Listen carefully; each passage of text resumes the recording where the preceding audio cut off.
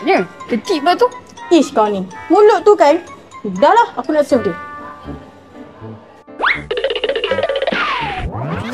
Ya, cari motor apa? Ni actually saya nak cari Honda Dash untuk girlfriend saya. Bombastic side eye. Boleh, jom kita tengok. Semua kali kita ada stok, macam-macam kali ada.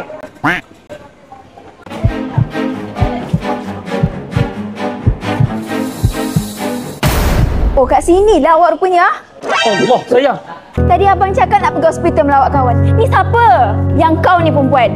Tak ada jantan lain ke kat dunia ni ambil? Laki aku juga tau. Laki aku. Kau nak beli motor kan? Motor ni guna duit aku tau nak beli. Sayang, sabar sayang. You tak pandai jaga laki you? Dia dah janji dah tau. Dia nak belikan rumah untuk I. Sebab tu dia sayang I je. Perempuan kau kasih siapa pun ha? Kau tak malu ke? Jadi skandal orang kau tak malu. Sakit lah isteri you buat I. I meluat dengan isteri you ni. Abang, jangan pergi dulu. Aduh, tak beli motor lagi. Dah, tak jadi beli motor ke? Tak beli gitu. Aduh.